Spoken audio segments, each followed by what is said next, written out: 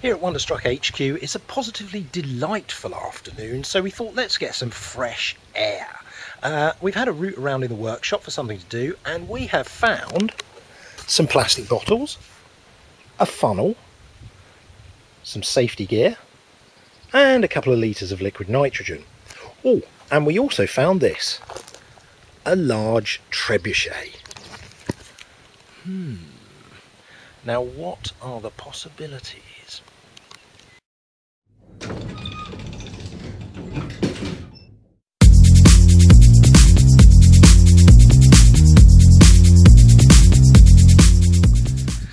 Right, so what's going to happen is we're actually going to have to apply some quite tight timing. We're going to put the liquid nitrogen in the bottle.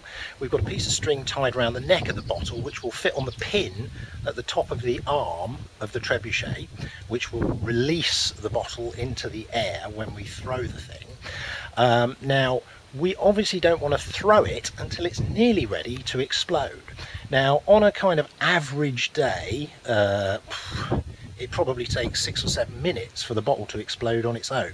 Now it's quite warm today, so we could say maybe 5 minutes for the bottle to explode, but I think what's going to happen is as soon as the arm starts to move, the nitrogen's going to be agitated and it's actually going to start to boil more quickly. So I think we could see it going a bit faster as soon as this starts to move. So I think what we're going to do is we're probably going to try the first one for about 3.5 minutes, something like that, and see if we can get the thing to explode in mid-air. Now whether we can actually capture that with a video camera, who knows, but let's have a go. It will be fun.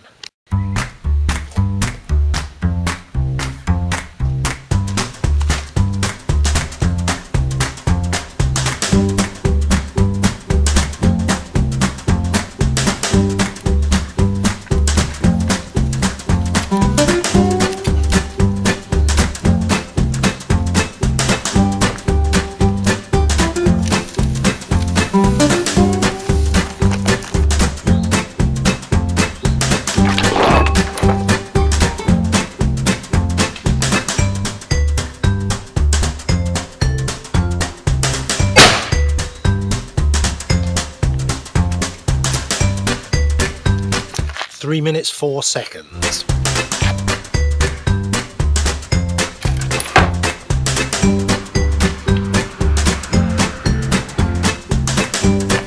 Probably a bit too early.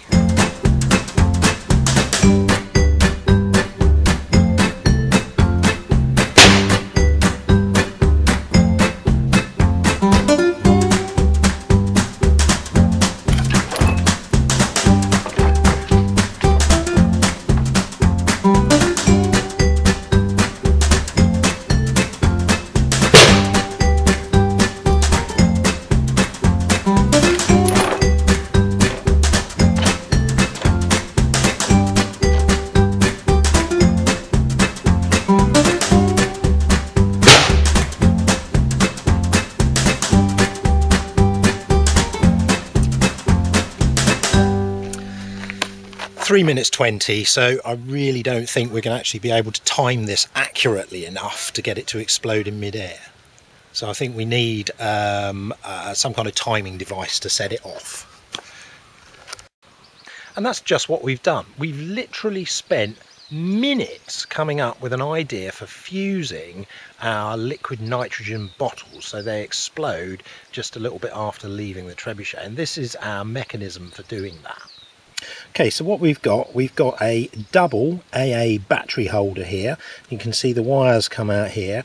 One wire goes to a cable joiner, and then we've got a small length of nichrome wire which runs around here, and then we've got this arrangement here which is a clothes peg.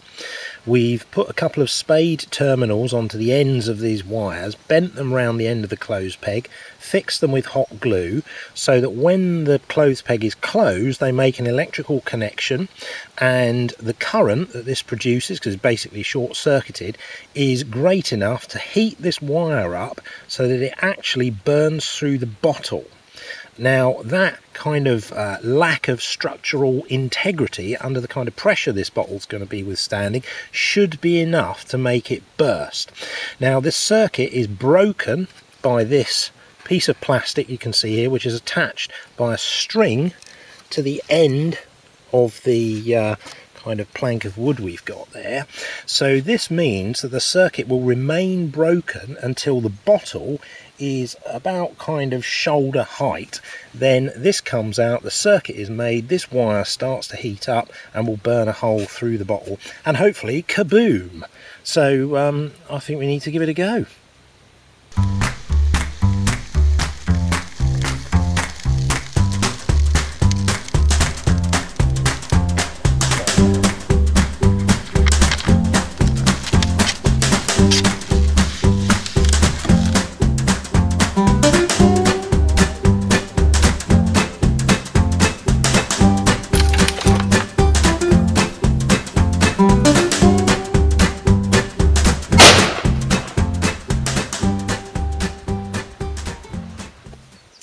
Well, I think the theory was probably sound, but I think what probably happened was the actual little wire that gets hot in the stress of launching actually got moved away from the surface of the bottle, so it didn't actually burn a hole through the bottle.